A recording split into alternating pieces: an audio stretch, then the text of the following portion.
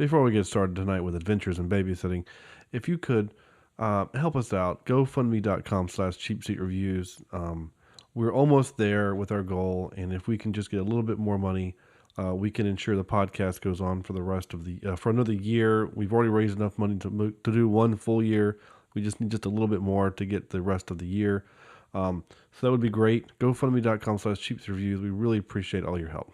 Thanks.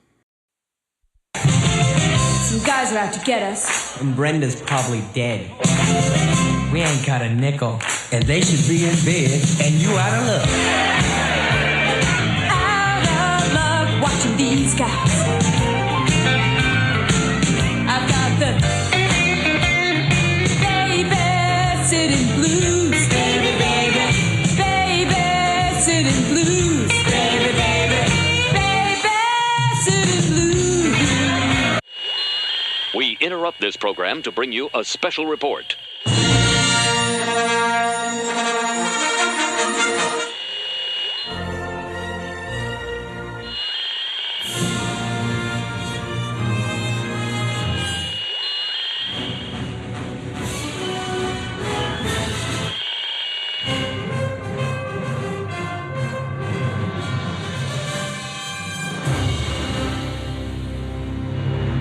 This is Cheapseat Reviews.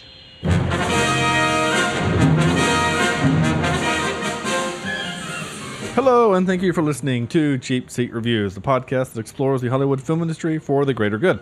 This is episode 131, and today we are talking about Adventures in Babysitting. Adventures in Babysitting. I am Sean Allred, and joining me tonight is Andrew, keeps his notes in his Playboys Jemison. Hey. Hi. All right, I'm done. Sorry. Well done. Thank you, sir. Thank you. Yes, perfect. That's great. Segueing from that into Corny has to sing the blues to his boss so he can go home every night, Logan.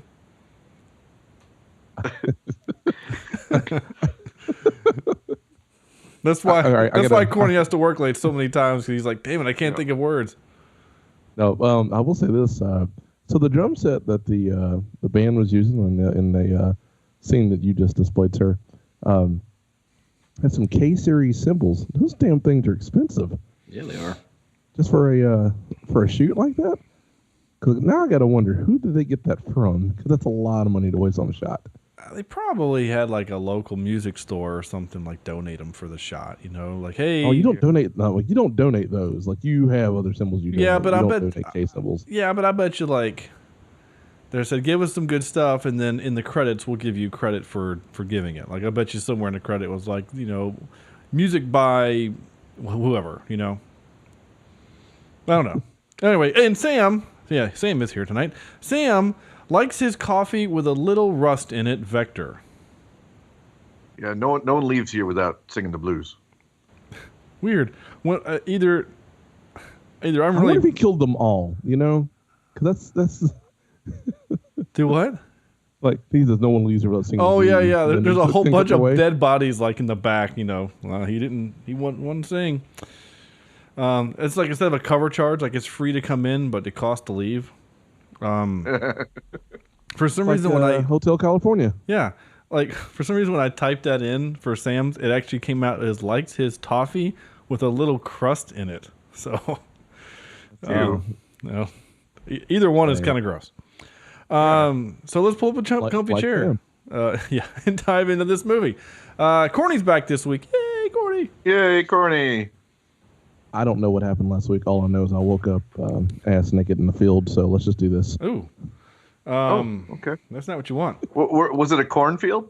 I hate you, Sam. I'm not gonna play it. Don't worry. I'm not gonna play it. Trust anybody anymore. So this is 1987's Adventures in Babysitting. Sam, I think you snuck this on the list somehow. Yes, another treasure from my 80s upbringing. Right. So I'm interested to talk about this. This will be interesting. Andrew, please enlighten us. What is adventures in babysitting. A babysitter must leave her safe suburban surroundings and head for the heart of the big city to rescue a stranded friend, unaware of the perilous adventures that await her and the kids she's looking after who have tagged along. Okay, that kind of works. Okay, first thing, I'm just going to say this. Why did no one ever use the word Chicago? They were in Chicago. Like, it was always the city, because when I first started... Maybe it was supposed to be just a blank city. Maybe it was just supposed to be whatever city. Well, you they- Well, that imagined. kind of crime, I mean, I would assume it was Detroit. I actually thought it was New York. Well, they made mention to New York once or twice, too. But they have Illinois license plates, and the L train that they were on is a Chicago thing. So, though they filmed some of it in Vancouver also. So, maybe they Damn just Canadians. maybe they just called it. There's actually a really funny bit of trivia about the fact that it's in Vancouver. You're gonna like, because it's very Canadian. But it was just I was always confused. But until I was like, oh, there's an L train there in Chicago. That's what it took for me. So anyway, obviously Sam has seen this. Has either one of you guys seen this movie before tonight? Never seen it in my life. I had seen it many years ago. Yeah. Probably when I was in middle school or high school. My parents let me watch it. So, and of course, it was a movie that they had seen when they were in high school. Probably. Yeah, probably. That is aging Sam a little bit, but yeah. Holy cow. Well, it happens. My mom didn't let me watch stuff like this. No. No.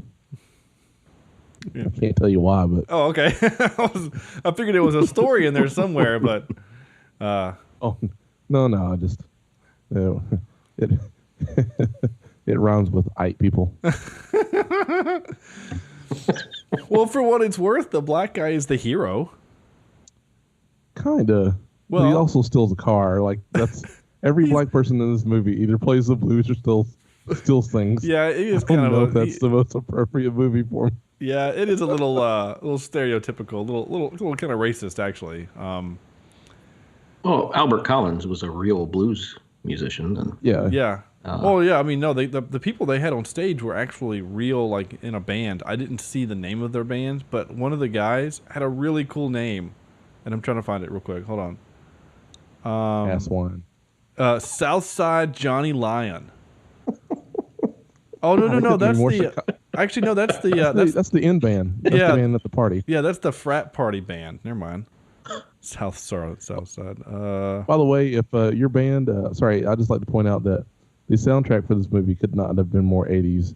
Oh my. If Mr. T himself had slapped someone, like all I could hear is everything from like Ghostbusters. You got, it was Huey Lewis all over. yeah, seriously, But without actually being Huey Lewis, or Right. was it? Was it And- Huey Lewis? I don't think it was. Was it? no, I don't think it was. I don't know.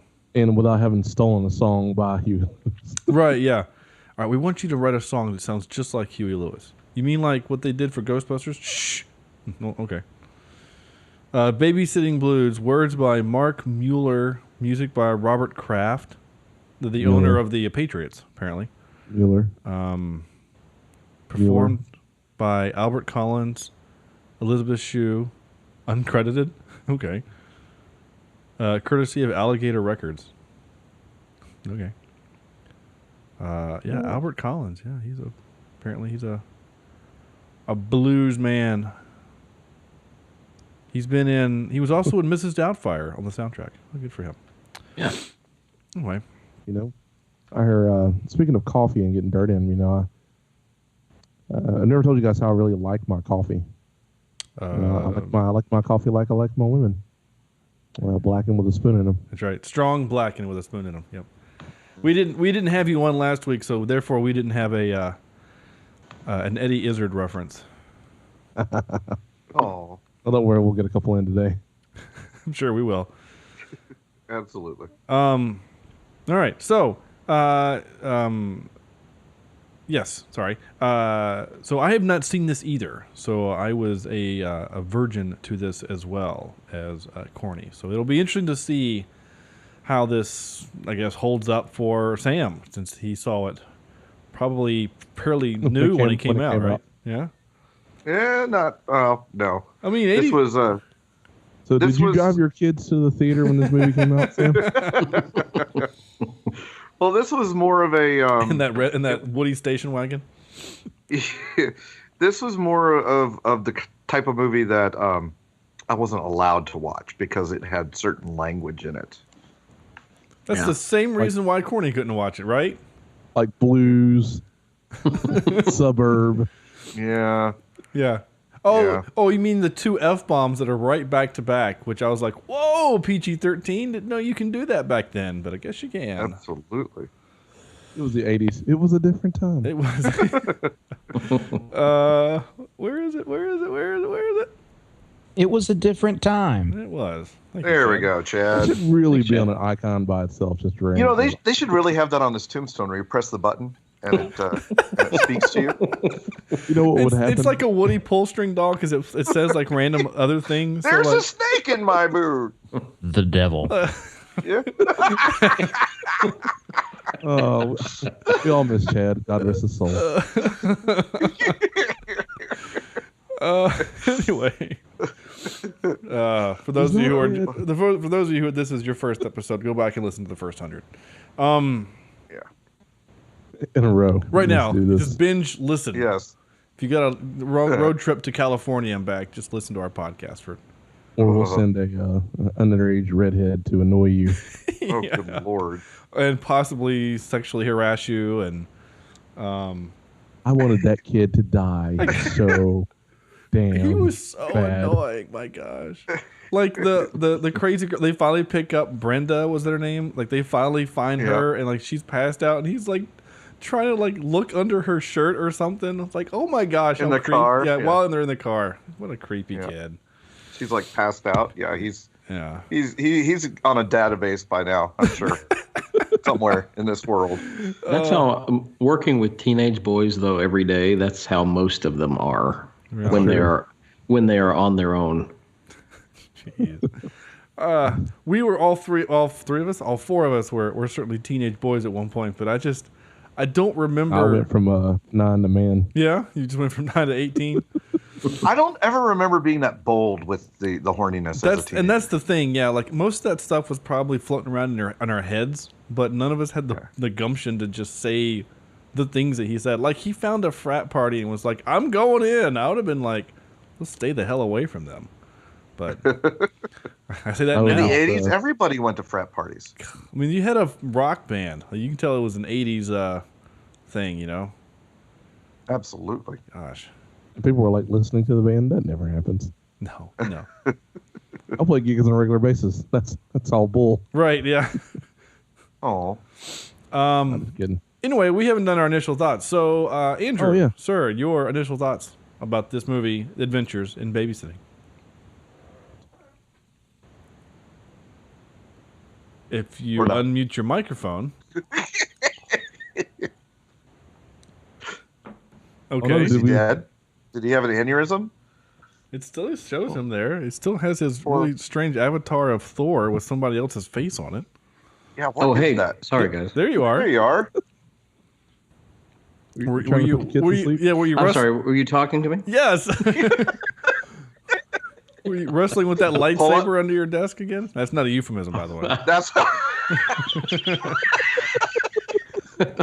pull up your But, pants and talk.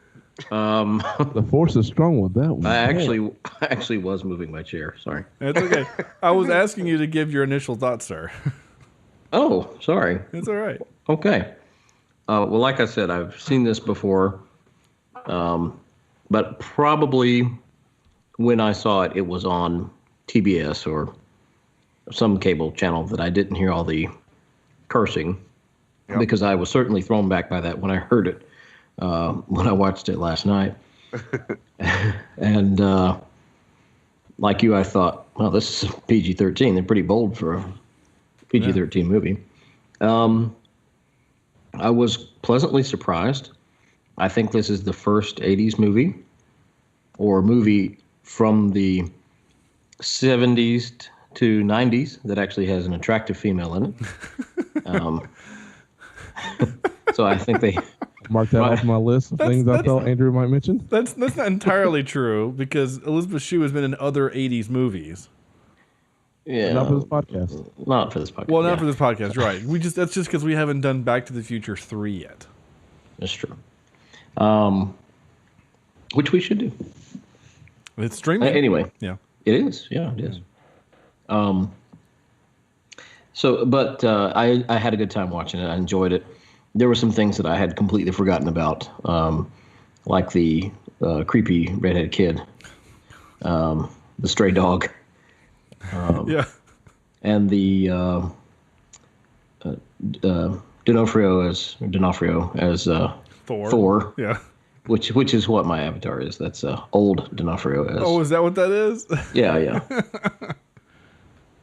So. Okay, it makes sense now. It's hard to tell Nice. my window, but I believe you. Nice. Yeah, I see it now. Well done. But yeah, so I thought it was pretty fun, and that actually threw me back because I thought, is that who I think it is? No. Ooh. Somebody. I didn't mute you. Sorry. I was trying to eat some chips. That And, was hysterical, Sam. The best part was halfway through, you're like, "Oh, I didn't mute you," and then you muted us halfway through saying mute. Corny. I started watching this movie, and after about 15, 20 minutes, I was like, what the hell am I watching? And after about an hour, I was like, what the hell am I watching? But I did not expect this movie to go this way. I mean, I knew some shenanigans would happen, but as we went through, and it was actually a really fun movie. I'm glad this is on the list. There's so many things that happened that I just laughed because it was so painful. The blue scene did it for me. I just said to stop, take a breath, and get back into it. Nobody leaves without singing the blues. Right. Yeah. And then, I wanted of what course, those bad guys did. I would like to have seen their They song. sang the blues. I would like the to have bad seen guy their blues. song. Yeah. Well, it took them a while. That would have to been a get great through- after credit scene. Yeah. Oh, everybody's singing? Yeah. Oh, yeah. The bad guys. Or outtakes of maybe the black guy they leave hanging out the side of the building playing the saxophone with another guy. Oh, you mean Ron Canada? Yeah, Ron Canada, isn't his name? Yeah, His name is Ron Canada? Yeah, his Ron name is, Canada. Yeah, Ron Canada. Awesome. He's been in a bunch of stuff. That's his real name? Yeah, well, that's his real credited Is he a name. citizen? No, he's from New York. Is he a superhero? Is he a superhero? I don't think so. You got Captain America, Ron Canada, Johnny Zimbabwe. He was in National Treasure, which we were supposed to do, but got pulled. We have to steal the National Treasure movie back. He was mostly a television reporter. Interesting. Yeah, I'm looking at his bio, but yeah, that's his name. It seems to be his real name. Yeah. Seems suspicious. No one claims Canada as the last name. All right.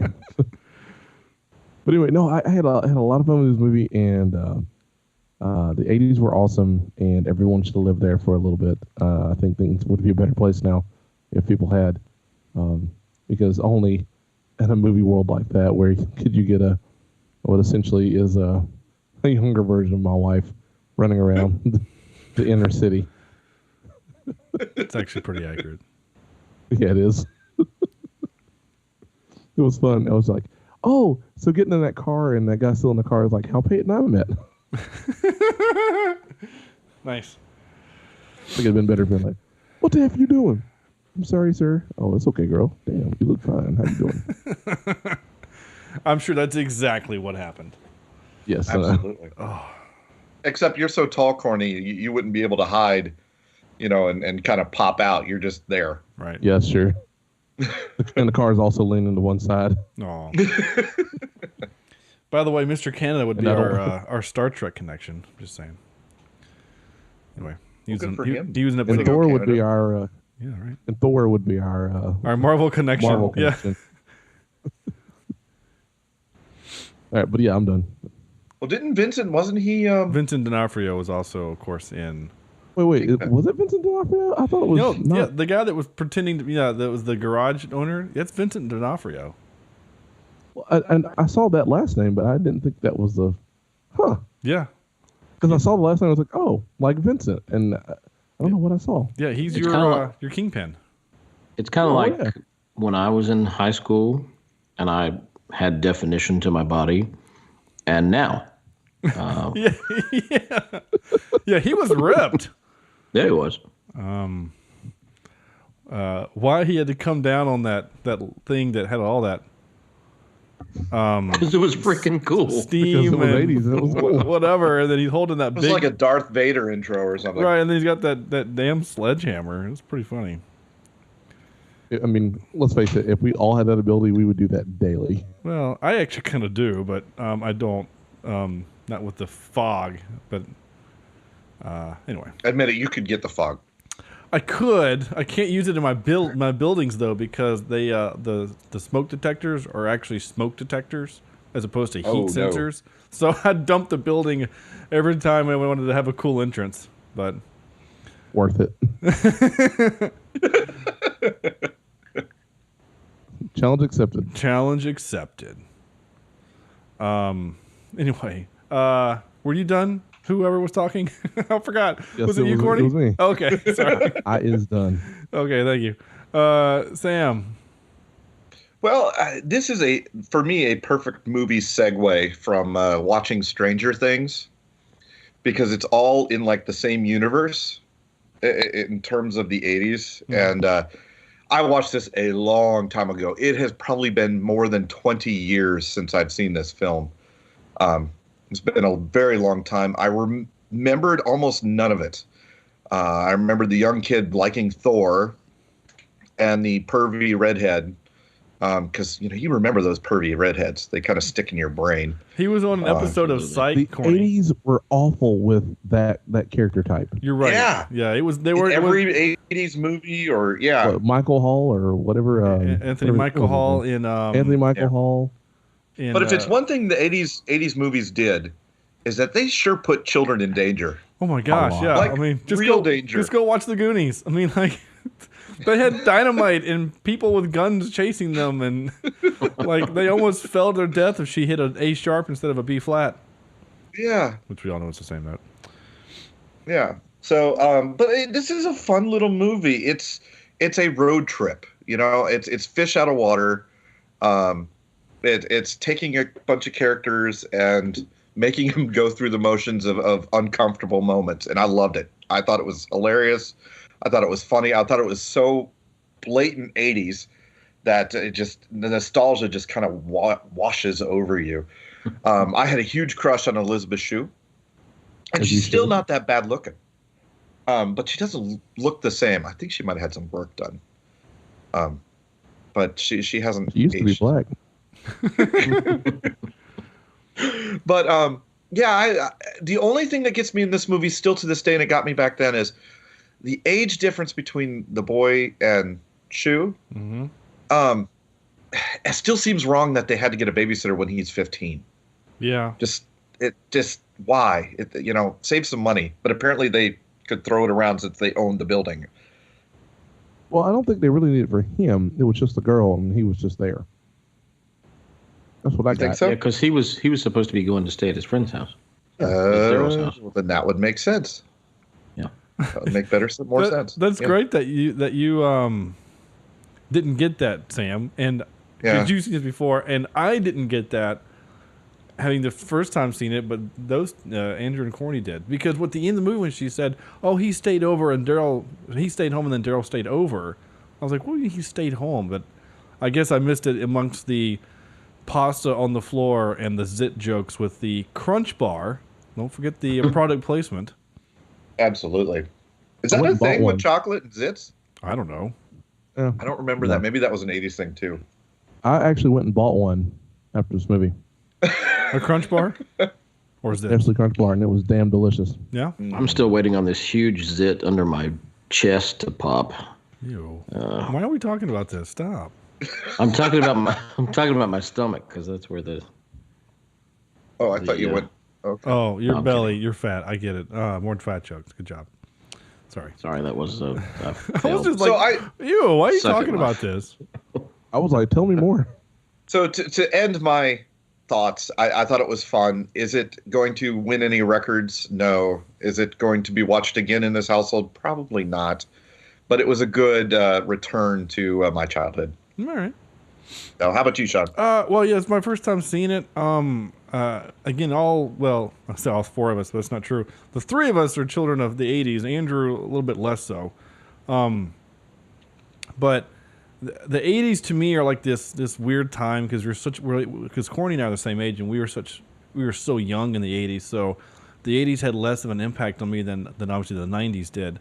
So I look back at the 80s and go, what the hell were people thinking? Like when she's in the dress and she's wearing shoulder pads, like is she about to go play football?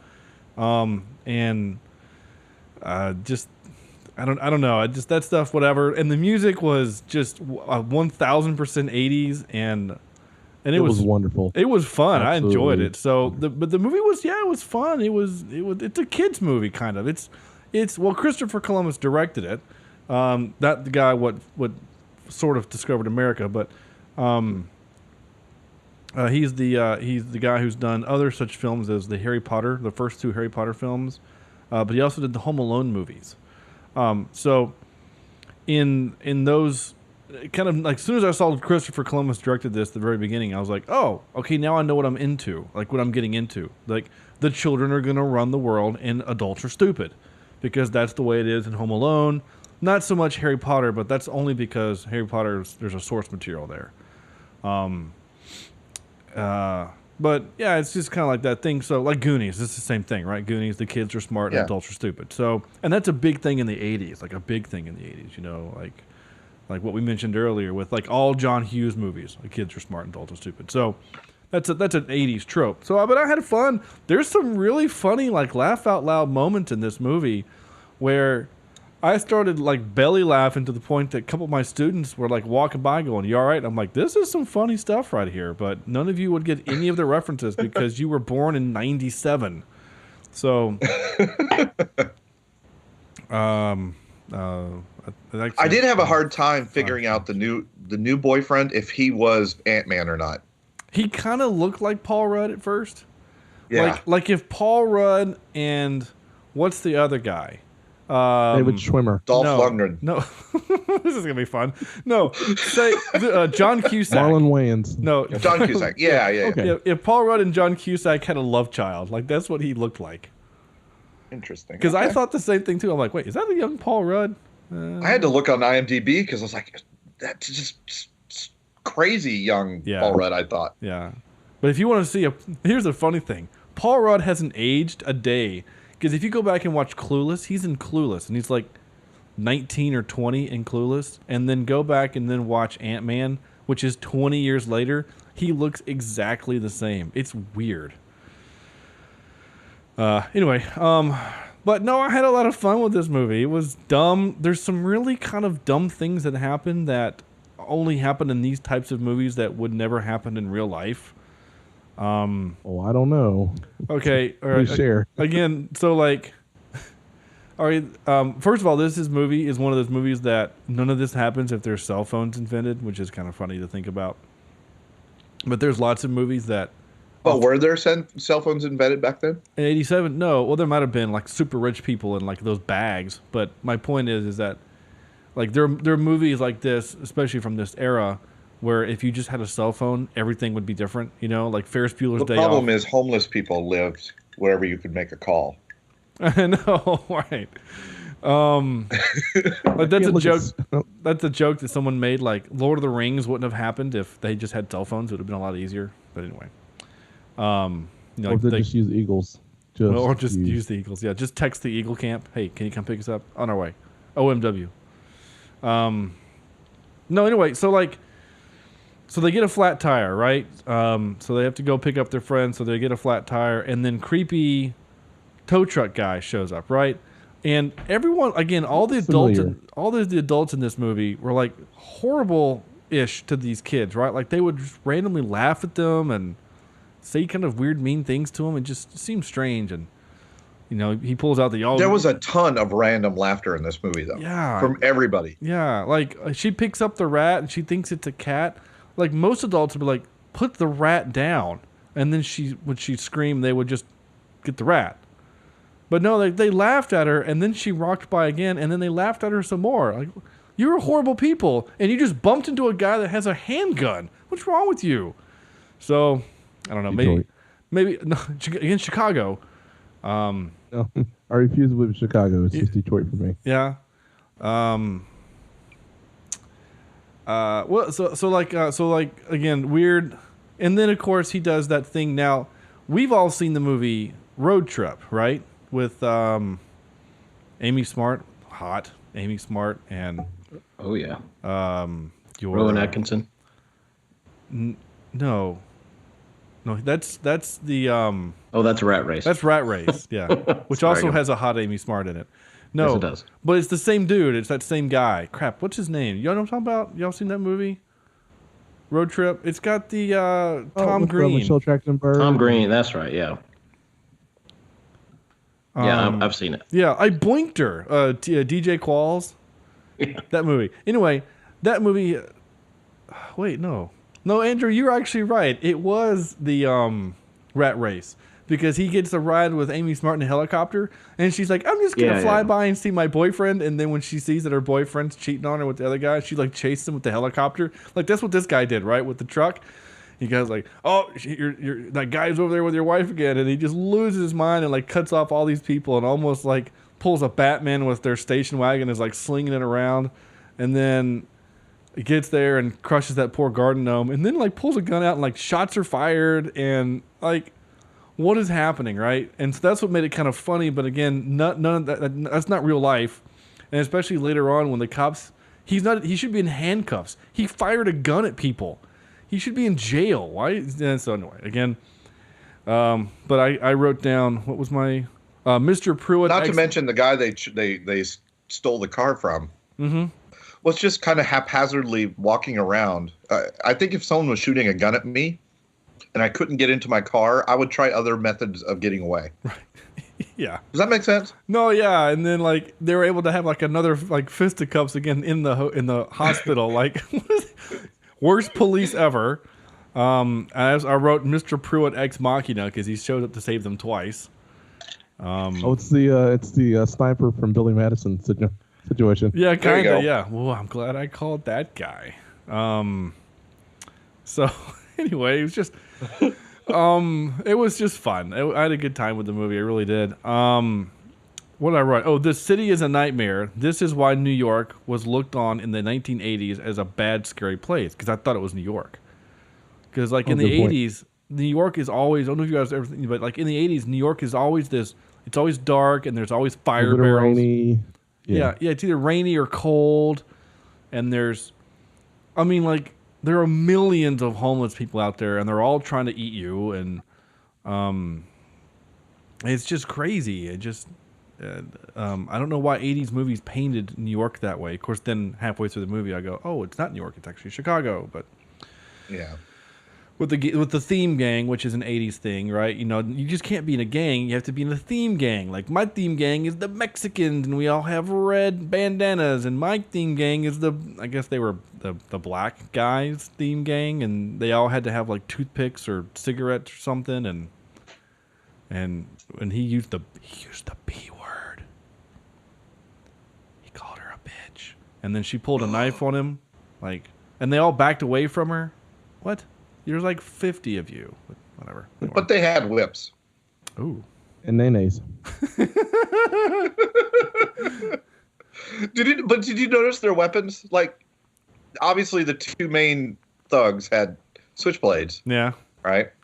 But then I was looking in the background this time, and there's baseball bats, there's whips. A couple of them have whips. I think I saw a wrench in there. Yeah. They're like the worst gangs ever. Yeah, just go to that train station and find that dude with a 38. You'll be fine. Yeah. That train's going to become like the... Snowpiercer? Snowpiercer.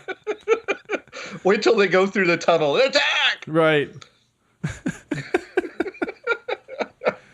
Exactly. Oh man, good Snowpiercer reference is great. I'd just like to point out also in that train scene, we had a great opportunity to relive West Side Story. I know. I kind of expected. I thought they were going to go there. By the way. Ooh. What was that? Oh, sorry. Apparently, Andrew is somewhere else tonight. He's got a live live I audience in Andrew's house. I was actually looking up West Side Story, Nice.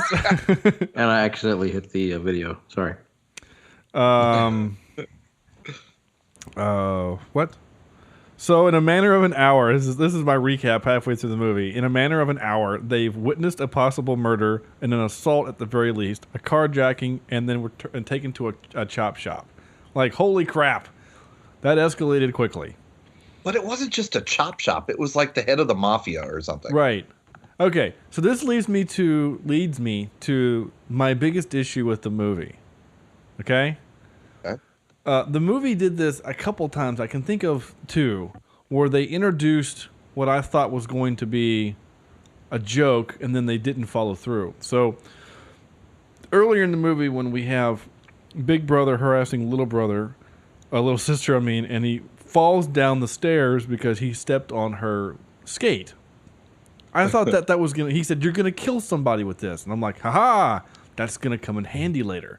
Right, she's gonna, a Home Alone type of she's gonna escape from a bad guy because she's gonna put that skate down and he's gonna go whoop and then slide and make that funny noise that Jurassic Park did and then crash somewhere, right? Like that's what I was expecting.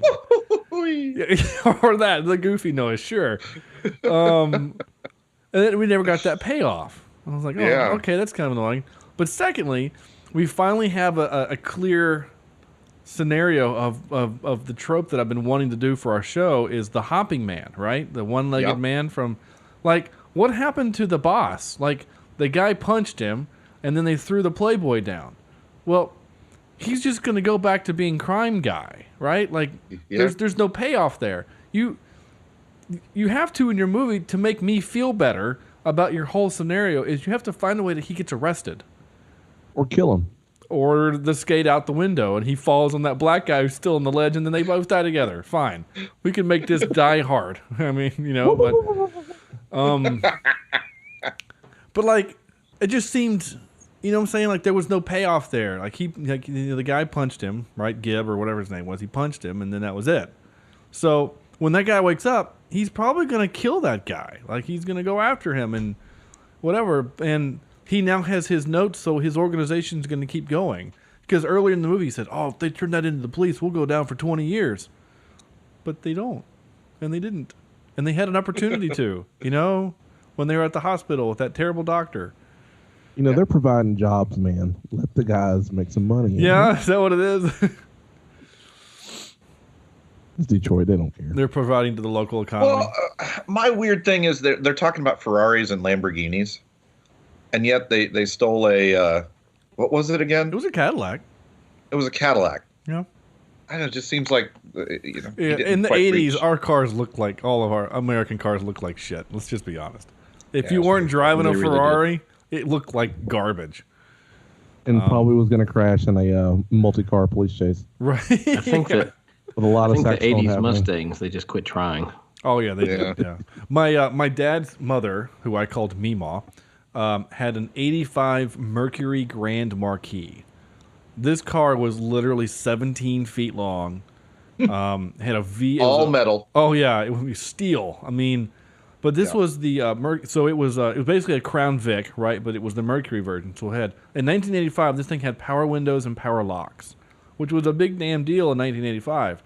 And when she got to the point where she couldn't drive anymore, I had it for a while.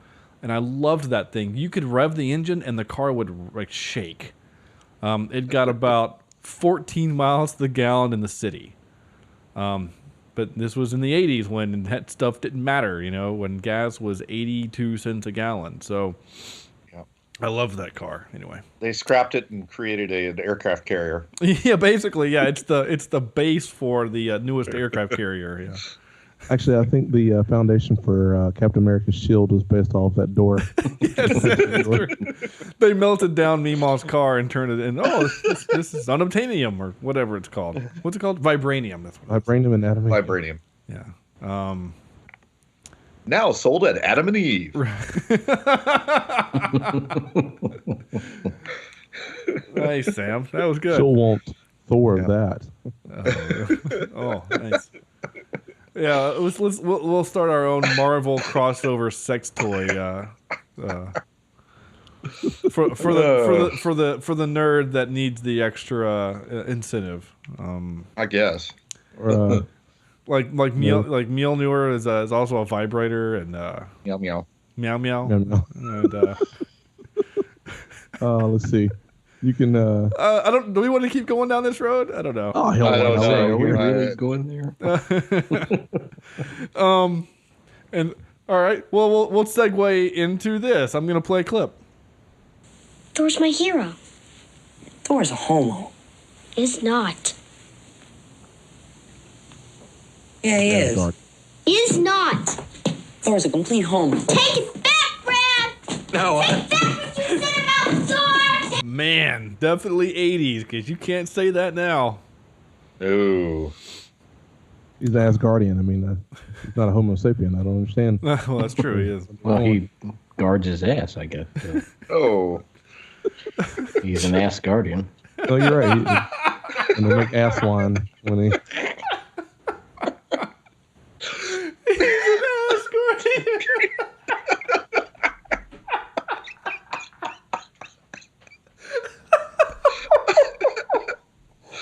Stuff will not touch the booty. Oh my god! I don't know why that got me, but shit, man, that got me. Why do you think it's a rainbow bridge? You I mean, just basically, you just turned Thor into like the gay sex movie, like the because there's Not that always there's anything wrong with that. there's always like a porn version of everything. You just found the gay porn version of Marvel. He's the ass guardian. Oh Don't worry, my guys. I'm god! already gonna look it up and see if it's true. Oh, please do. Just be careful if you don't have safe search on. You might need an adult present. Oh my gosh, dude. I am an adult. Oh man. It only goes downhill from here. Oh man. If this is your first episode, crap. Sorry.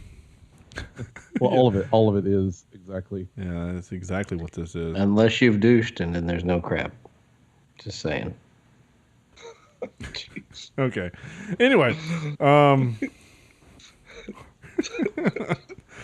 I still can't get over that. All right, I'm done. Sorry. Well, I thought we were done with all the gay stuff. Nope. Okay. Nope. What? Nope. Not is it not a thing? That's good. Not a thing, and I really shouldn't have looked. Oh, Yeah. Yeah. Hopefully you didn't just Google "ass guardian." That would be bad. Speaking of, today is Idris Elba's birthday. Is it really? So, yeah. Oh, 44 today. Oh, good for him. He could be the next James Bond, and that would be very. He's okay with 44? I thought he was older than that. Huh. that. You know, the time doesn't really move as fast when you're guarding ass. He does see all. Oh. My gosh. What? Oh, 80s band frat party. What? Always let the guy walk you to your car. That was weird. Like, why would you send him out and not know that you're safe? But whatever. Oh yeah, when in the spooky garage that's like below a bridge, Yeah. right? That's clearly an evil man's lair. Right. Yeah. Yeah. That's actually very true. What? Weird. Okay, sorry. I'm just really confused. For some reason, Cheapseat Reviews on Facebook decided to notify me, Sam, that when we talked about Waterford Down, what's it called? Yeah. And I said, man, I accidentally watched it and that's really messed up, and you tagged me in it or whatever, or you tagged the podcast in it. It just now let me know that you did that. Oh, okay. That Well, was yeah, like- I tagged you in it Yeah, that was like August 17th. weeks ago. Anyway, sorry. Way to be current, Facebook. Right. What the hell are you doing? It's Cheapseat Reviews. They know. Yeah. Although we are reviewing an 80s movie. So, I mean, how can we complain? Did AOL Jeff start that process? Is that what happened? Oh yeah, it's going through his server. Is Right. what's happening. Just now got to. That's great. Wow, weird. That was very strange. Anyway, young D'Onofrio is creepy as hell, but buff. But not like I don't know, 90s action hero buff.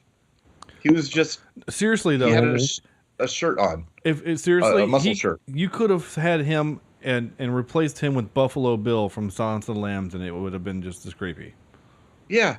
You know what I'm saying? Like if they would have flipped him out with the other dude, like, ugh. Power cable on the leg. Oh yeah, she wraps the power cable around his leg, and he doesn't feel that. Yeah, it had time. Yeah, that's definitely an '80s thing. No one notices the girl outside with the red jacket. Which, by the way, what made her think that was ever a good idea? She had to get out of.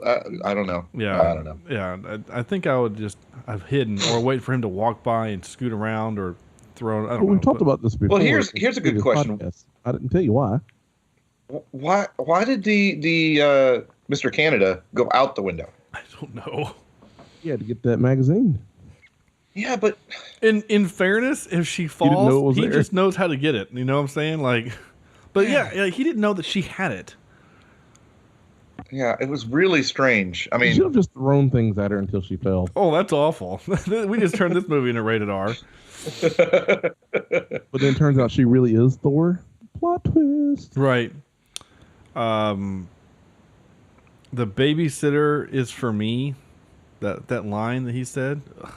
I kind of that's creepy. It was super creepy. A little creepy. Yeah. And she bought it. And I'm like, ooh, who wrote that line? That was awful.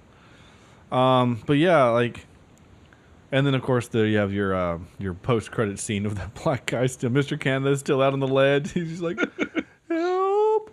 So anyway, that was funny. Yeah, ready for some more. I had no idea that scene was there. Well, and the only reason why I looked for it simply because I thought they left that kind of open, you know, and I kind of was actually hoping that the scene would have had the bad guy like being pulled away, like pulled away in handcuffs or something, like while the cop is looking at the dirty magazine. You know, like the cops holding. Kind of like the guy who climbed Trump Tower. What? Oh, that was a thing. Yeah. Oh. I took some climbing gear and free climbed Trump Tower. Oh, good for him. Wasn't this like what 2 or 3 weeks ago? Yeah, something like that. Oh, I have missed that somehow. That's weird. I don't know. Anyway, but yeah. So then when I got to the end, and he was just that guy's still out there, and he's just like, "Help!" I'm like, clearly you've not seen Mission Impossible 4. You ready for some clips? Hell no. Okay, good. Here we go. Oh, sorry, yeah, go ahead. Born ready. Born ready. I know how much you hate that phrase. Yeah, Corny. Actually, why I use it. This audio clip actually is from Corny. He told me he saw all of these things when he visited the Shelby Mall this past week. Chris, I'm begging you, it's really scary here. I've just seen 3 people shoot up, a bald Chinese lady with no pants on, and there's this old guy outside who wants his bedroom slippers. Get out of my house! You just moved! Oh, That's entirely true. poor old guy. Yep. Here's a complete ripoff of a movie we just recently did. I am too old for this crap. There you go. She really was 23 instead of 18. 17. 17. Sorry. Yeah, 17. What? Shitting me? Go to that window. You gotta be shitting me. Watch your mouth. Watch my mouth. You gotta be shitting me. It's like the language in Avengers 2. Are we gonna let him get away with that? It's a good thing that the bad guys or any adult in this movie had horrible peripheral vision. Like, there's a kid outside that window. All of us would have seen that and freaked the hell out, you know. But yeah, nope, we're dumb adults. We have our conversations. We don't look out the window of the 80-story building that we're in. Whatever. I could see Sam just going, huh, and going and like opening the window and shoving it. I'd be like pushing on the glass. Or you would knock on it just to like in this kind of movie world, the guy's like, "Oh, there's a girl out there," and he goes like, "No," and you okay? And of course it scares her, and then she falls like 2 more floors, and he's like, "Oh, yeah." This was a conversation that I somehow was given to. This is a recording of Sam. Apparently, this is a little clandestine operation here, but this is a recording of Sam. And with his prom date in high school. So I'm not quite sure how this was given to me, but here it is. No! I'll make it very clear. You slip me the cash, and I'll slip you the wiener. But I don't have any cash. Then I don't have a wiener! So, I'd like to point out I'm sorry, that part got me earlier today. What were you going to say, Gordy? That comment 10 to 15 years later is a completely different movie. Oh, yeah, definitely. Yeah. Still funny. I'm keeping that forever. And this part was kind of funny, too. Dr. Nukebang, the guy with the stab wounds just died. Oh, dear. What? What does he say? This is Oh, dear. Oh, dear? Is that what he said? Yeah. Oh. Yeah, that's what I thought he said. I like to play the game when I don't understand what people say. Dr. Nukebang. Nukebang? That's a cool name. If that's real. Nukebang. Oh, yeah. Yeah. The guy with the stab wounds just died. Oh, dear. Oh, dear. Yeah, it is oh, dear. I was like, is he saying okay or...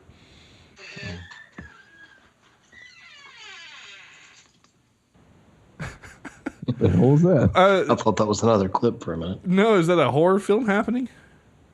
I think Sam probably... Okay, he's taking Molly out. That's the only thing I could think of. All right. It was creepy as hell.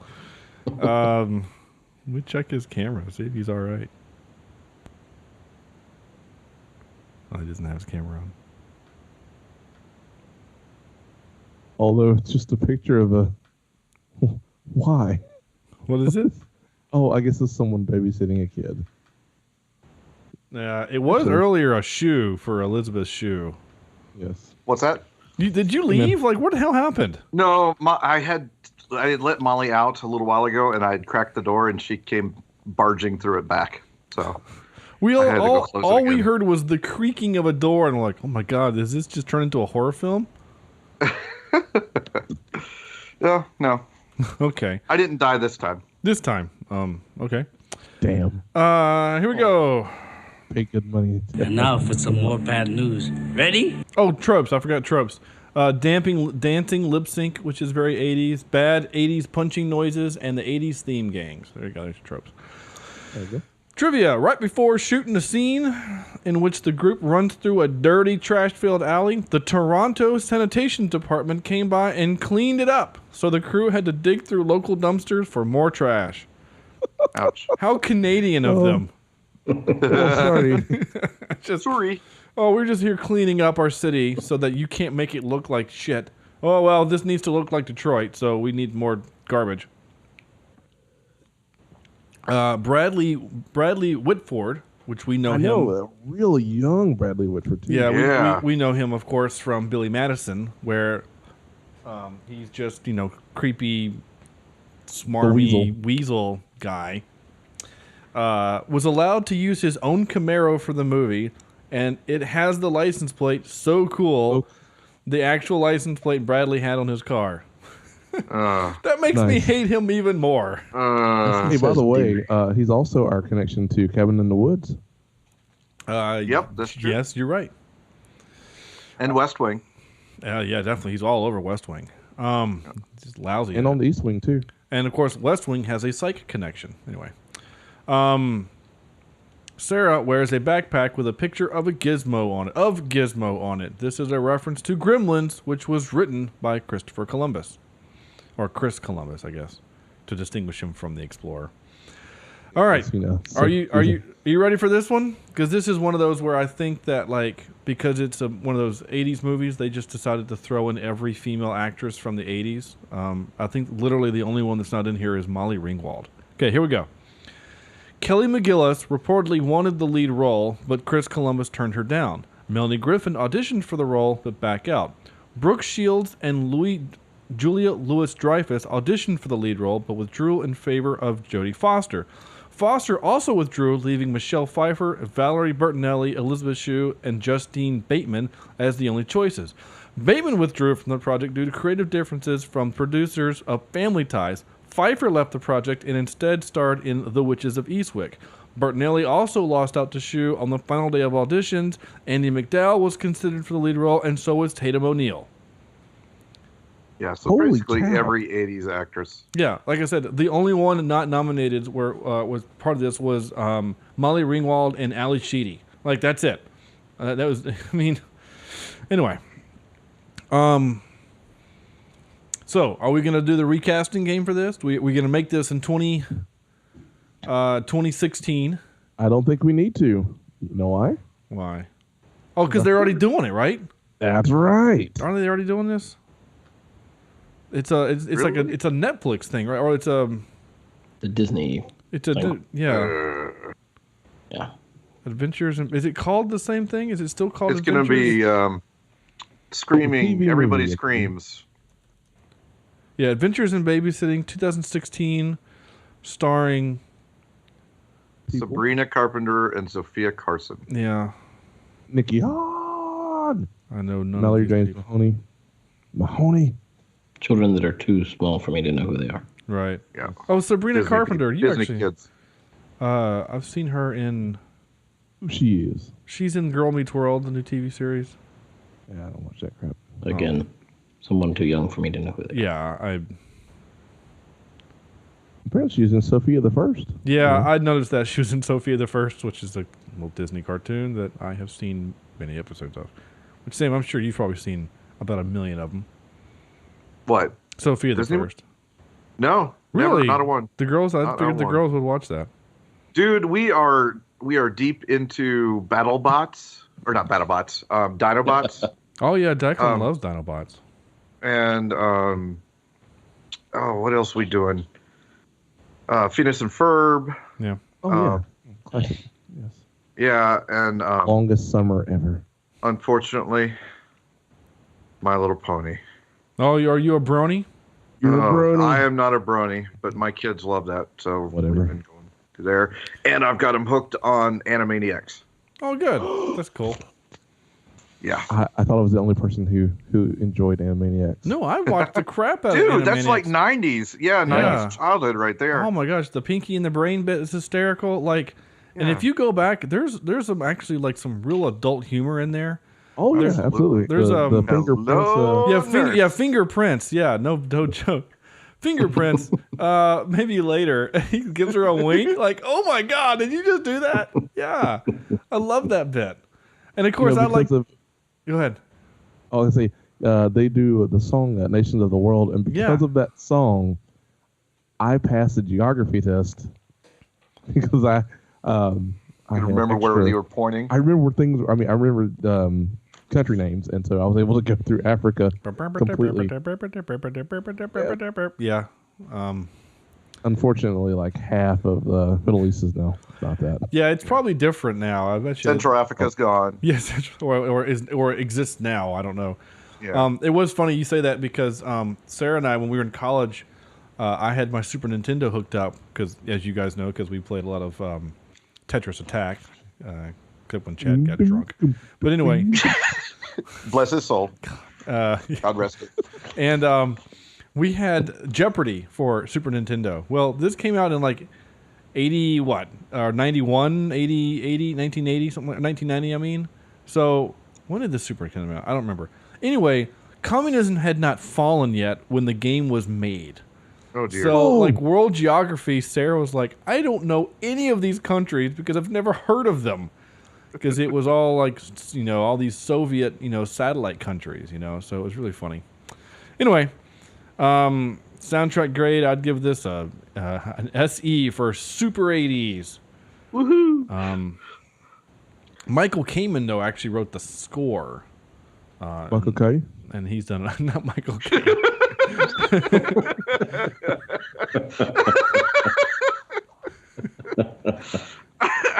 By the way, if you just say my cocaine, it works that way. My cocaine. You're right. Michael Kamen has done such films as what is happening to him? Composer. There we go. Too much cocaine. Seriously, X-Men. He did the first X-Men. Frequency, The Iron Giant. Oh, love The Iron Giant.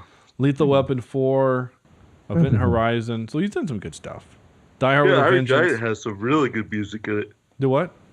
Iron Giant has some really good music in it. Everything about that movie is fantastic, and we should watch it. Including Vin Diesel. Yeah, who has the best? The best actor who had like the fewest amount of words but had the most impact ever. But he did the same thing with Guardians. That's what I'm saying. Yeah. Like he does all he has to say is "We are Groot," and I was literally tearing up in the theater. Yep, it was great. You stay, no following. Oh, I was a mess. I bought it on DVD. They don't have it for Blu-ray, which makes me sad. But anyway, it's coming. I'm sure. I hope so. I don't In know. pieces. it automatically, hooks up to each other to become the Blu-ray disc. Reassembles itself. Yeah. What did we learn? Babysitting is hard, and Detroit is a bad place, or Chicago, or New York, or Toronto. Yeah. Or Gotham. Or Gotham. Yeah. Top 3.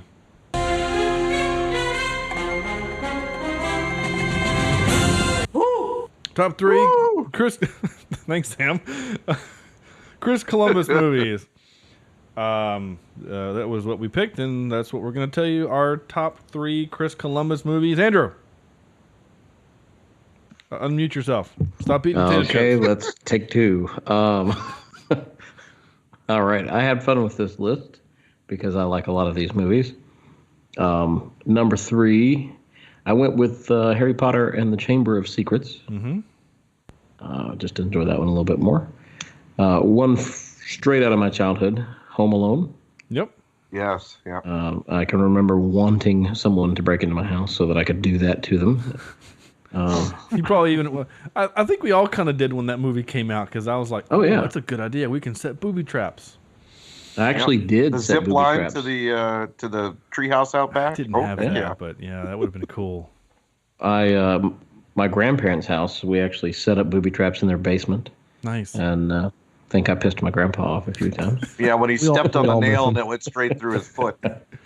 Yeah. We all miss your grandfather. Yeah, in real life, you have to go to the hospital to get a tetanus shot, but in the movies, it's hilarious. And then number 1 for me, this is a special movie because it is my number 2 movie of all time. Yep, I think I know what it is. Yeah, and I went with my grandmother to see this when it came out in the theater, and she did not realize what she was taking me to see. But we both laughed our butts off, and it was Mrs. Doubtfire. Hello! Yeah, and I don't know when that came out, but I know I was way too young to see it. It came out in '93. Yeah, there was some language in that one, wasn't I was in 3rd grade, so... yeah. One of my favorite bits in the movie is when he overdubs the bird. The bird is smoking, and he's like, "Oh, I'm dying," and he's like, "That's not what it said." And he's like, "A bird wouldn't smoke a cigarette. We're not teaching our kids good." Good job, Robin Williams. Way to be awesome. All right, Corny. Yo, what's up? This is your turn. All right, so my number 3 is going to be "I Love You, Beth Cooper." I was really into Hayden Panettiere for a while, so yeah, she's hot. It ended up being one of those silly, weird movies. My number 2 would be Harry Potter and Sorcerer's Stone. Okay. Okay. And my number one, well, actually, top for number one would be Mrs. Doubtfire and Home Alone. All right. But I also realized that if Home Alone had been in a more urban location, God just wouldn't have shown up. They'd been like, nah, we'll just go. After the first thing that got them hurt, they'd been like, oh, we're out. This sucks. Yeah. What's this crap? Well, I'm leaving. It's not worth it. I just burned my hand and fell down the stairs. I'm out. Right. No, actually, what would have happened if Kevin McAllister's mom had been black? She'd have come home and whooped his ass for all that stuff all over the house. Right. I clean this house, not come back. Right. Well, it seems like he cleaned it all up except for his brother's room, right? Yeah. Because his brother's like, Kevin! Yeah. That's exactly what happened. Because that's all. I have that tarantula. I'm sure it's dead, right? I don't know, but I tell you what, if someone would have put a tarantula on my face, I would have done the same thing. I'm no joke. I have a really healthy fear of spiders, and I would have done it to myself. I think, a book, any heavy object, is smacking that spider off of me, or squishing it on, onto your face, God. and you have the guts. So you guys, I don't want to get too creeped out. If your listeners are squeezy with spiders, just bear with me. I apologize. Do you guys know what rider spiders are? Is that the ones with the babies on the back? No. Okay. Maybe they're rider, like WRITER, like they write. Like Charlotte's Web type of spiders? Yeah, only they don't like words, but they make these really intricate webs, and they're big, and they're like black and yellow. Yeah. Those. Yeah, and they're very large. They're not poisonous, at least not to us, but they're just aggressive looking. And they're huge. Yeah, they're huge and kind of terrifying. Well, my backyard basically is the woods, and we are in the process of making our house ready to be sold, and we cleared out the woods. We cleared it all. Like, I took a chainsaw and went to work, and I turned a corner, and I was about maybe literally 3 inches away from one, like face height. I dropped the chainsaw, and I ran many feet away, screaming. And my buddy Chris was like, "What is wrong?" And I went over and I showed it to him. And he goes, "Oh yeah, I would have done the same thing." He said, in fact, he was like, "Should we go get go get a flamethrower and like nuke it?" Was it the guy in Statesville that burned down a shed because he was burning spiders with a flamethrower, basically? I actually set one of those on fire when I was a kid. A shed? Those spiders. Oh, because this was in front of it was on my front door. So I went around the house, got in the back door, and found a can of hairspray and a lighter, and went to town, and it was glorious. And thus started your reign of. Oh, never mind. Well, those spiders too. They always seem to be. They don't keep to the trees. They're like you said, Sean. They're like face height, no matter where you go. Yeah, yeah, exactly. This is mine. This is mine. This is. What are you doing? Are you shopping? Oh, sorry. A little Robin Williams stand up for you. Sam, did you do your top three? Not yet. Not yet. Right. So I think I'm going to do with number 3 with the Chamber of Secrets, for Harry Potter. Believe it or not, though, those first 2 movies, I wasn't a big fan. He didn't direct Chamber of Secrets. You mean, wait, what? Harry Potter, Chamber of Secrets. Okay, yeah, never mind. I'm sorry. You said that you weren't a fan of the first 2, and I thought maybe you were thinking of Prisoner of Azkaban. I'm sorry. No, Prisoner is when I got hooked. Yeah, and he produced that one, but that was a different director. Yeah, and then I read the books and really got hooked. I was the exact same way, which is funny. Huh. My number 2 would be probably Mrs. Doubtfire. And my number 1 is beyond doubt one of the classics. We watch it every Christmas, is Home Alone. Love it. All right. Love it. I remember going to the movie with my sister and my uncle because my sister was puking her guts out after Thanksgiving because she and my other cousin decided to see how many deviled eggs they could eat. What was the number? That makes sense. They were in the teens. Wow. That's actually impressive. Yeah, and back then, too, I was only, good Lord, what is Home Alone, 90? So I was 6th grade, maybe, so she was 4th, 5th. I don't know. I'm looking at pictures. I still have pictures of it here on my computer. You're welcome. Oh, yeah, she's hot. Bless you. Excuse me. Home Alone, yeah, 1990, yeah. Yep. All right, my top All right. three are How pretty about much you? the same as everyone else's. Only mine are in the different order, which I just realized is actually kind of funny. And I'll tell you why in just a second. My number 3 is Home Alone. My number 2 is Mrs. Doubtfire, and my number 1 is Harry Potter 2, Chamber of Secrets. Okay. I wanted so bad that the Percy Jackson and the Lightning Thief to be good, but it was not. Oh yeah.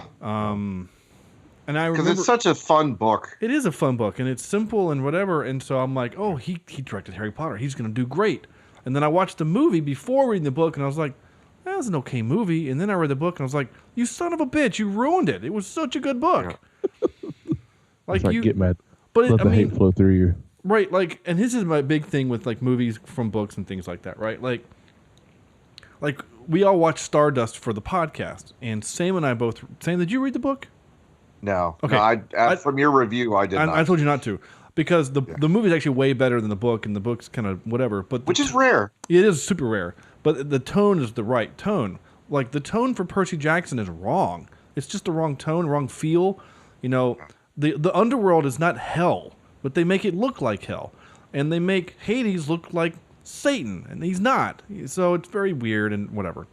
Anyway, we did get a tweet literally during the show as we were recording from our good listener and friend of the show, Alan, who wanted to participate in the top 3, and his top 3 was exactly the same as mine. No, actually, I lied. His is Home Alone, Mrs. Doubtfire, and Harry Potter and the Sorcerer's Stone. He likes the first one.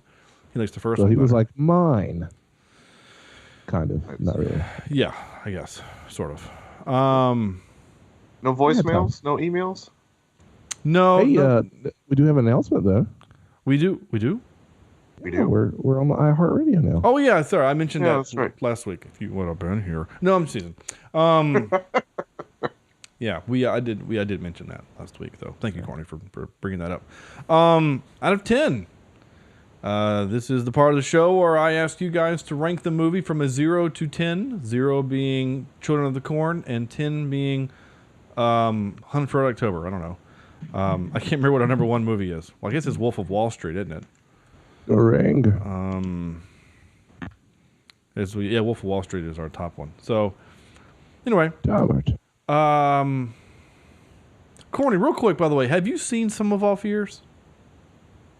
No, but I've seen multiplication of my concerns. Oh. Or the division of all your happiness. Yeah. Yes. Yeah. That actually sounds like a country I song. think I have. I don't remember. I'd have to. I was just wondering if you had a chance to watch it last week. I know you're super busy with your concerts and your gigs and your job and things, but if you had a chance to watch it and would you have given me an out of 10, I'd plug it into the formula here. Well, let me watch it later this week, and then I'll give you something out of 10. Okay. Yeah, you will.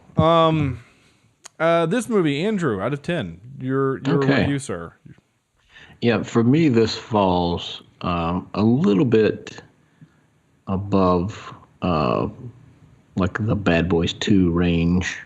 Maybe a little bit below that. So I'm going to say a 6.36. 6.36. Okay. Are we all looking at the rankings and like making judgments on how we're gonna do? Yeah. Kind of. Yeah, I'm kind of doing that now too. We've got so many of them now. I want to make sure I put it where I want to put it. Yeah, you do. Corny. Oh, I'm going to give it 7.2, and I can't do Thor than that. You can't do Thor than that? Nice. I already made a joke once. I'm sorry. It's okay. I'm still tearing up over Asgardian. I'm still hammering out things, you know. I'm gonna tell that joke to my students tomorrow. I'm gonna have to. It's just the best thing I've ever heard. If nothing else, not gay. Out of 130 episodes or 131 episodes of Cheap Seat Reviews, if nothing else, you got the joke "Ask Guardian." I guess we should thank Stan. And the name of our episode. All right. Oh yeah, no, I wrote that down a long time ago. Sam. All right. I'm going to put it somewhere in here, close Can't do to that. It's illegal. probably close to Romancing the Stone because I kind of put it in that light. So I'm going to give it a 5.75. Really? That's actually Yeah. way lower. And this was your movie. Lower than a, yeah, I know. Well, I mean, I never said it was my favorite movie, but yeah, it's. I don't think I'd watch it again. It's funny, but not like rolling in the streets. Rolling in the streets? Is that a thing? It sounds like You're smoking Indo, sipping on gin and juice. Laid back. Got my mind My and mind, money. Money on my mind. Yeah. No, what band covers that? There's like a really great bluegrass version of that. I've heard it. Really? I'm pretty sure. Oh no, I know which one you're talking about. I forget the band's name, but it's actually really good. Yeah, it's actually really good. It's not the same group that did the bluegrass version of Thunderstruck by AC/DC, which is fantastic, by the way. You should check that out. Anyway, I'm going to give it... I'm not even going to look at the reviews or the other rankings. I don't want to sully it, at least not this time. I normally do, but I'm not going to this time. I'm just going to go with what my heart says. And my heart says that this was funny, albeit dumb. This was Chris Columbus's first foray into directing, so he did some good things. He did some bad things. Like, I appreciated that he didn't make Elizabeth Shue out to be like some sex thing, you know, like if this was a Michael Bay. Yeah, especially with the Playboy thing. I thought, if I remembered right, one of the reasons my parents didn't let me watch it was because of the Playboy mentions. Yeah, there was a lot of that in there. I actually thought we were going to get a payoff with that. Like, that was actually going to come in handy. You know? Yeah. Like when she put like on she was going to earn her $50. Yeah, that's yeah. Actually, he walks up and says, "Can I get your autograph?" And he shows it to her. I thought, yeah, $50. And then like all the guys are going to come and like collect money, and then she would sign the Playboy. Or when she was at the big party and she put on the fur coat, I thought that's when someone was going to go, "Hey, you're the model from the Playboy," and like that was going to draw attention or something. Like I was expecting the payoff, but we never got it. Like even the friggin' bellhop, and apparently they advertised Playboy like outside in the streets in Detroit. But anyway, so that stuff was dumb and whatever, but I'm going to give it a 5.9. Shame. 5.9, whatever, Playboy references. Hey, by the way, the name of that band is The Gourds, Gin and Juice, and did you pull that up? I will. Awesome. You said oh, my back. The Gourds. Did you just hit your head on the mic? No, I really screwed up my back this weekend working, and I've been sitting, so I had to sit down this episode because I had to rearrange. I don't get my standing desk for the next few episodes, and when I sat forward to reach my computer to type The Gourds, I pulled something in my back. So I actually need to go ice my back right now. Yeah, when I go reaching for the gourds, I sometimes pull my back out too. You'll go blind. Yeah, I actually am. I know you're making the jokes here, but I actually am in a significant amount of pain right now. Let's suppose that you're writing a really important email to a colleague. Thank you, Google. There we go. Yeah, these guys. Yeah, this is it. What? This dead air brought to you by. Oh, you can't hear it. Right. No. Okay, here comes 3, 2, 1. Really nice.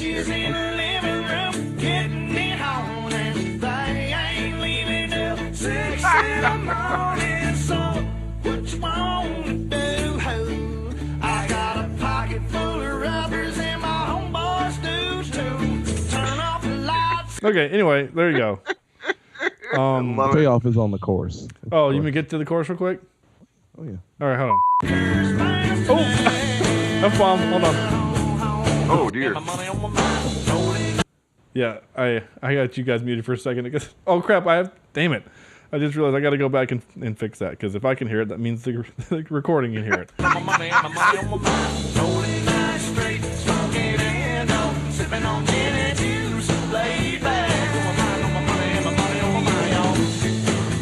There you go. So, nice. Damn it.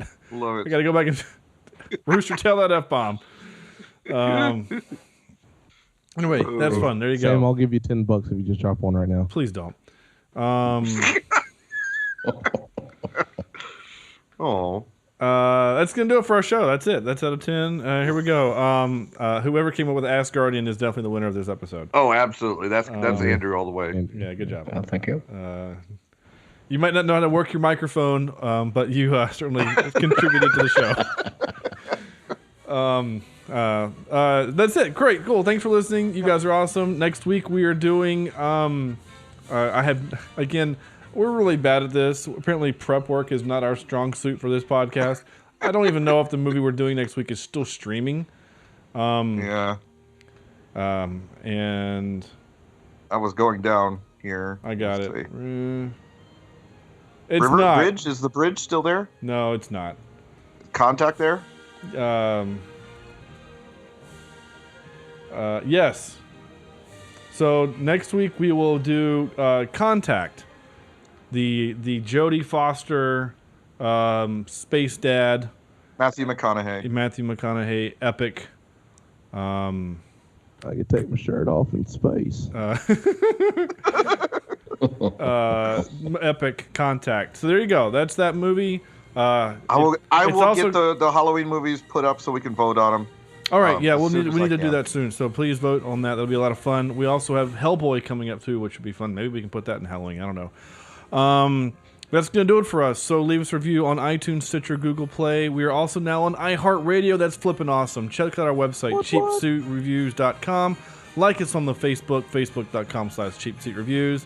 Follow us on Twitter at CheapSeatCast. I am at Sean J. Allred, at Siniji16, at Johnny Darko16, and at A. Jimison is the team. Suck it, Sam. Please send your emails to cheapseatreviews@gmail.com. And on behalf of Corny, Sam, Andrew, this is Sean saying thank you for listening and good night.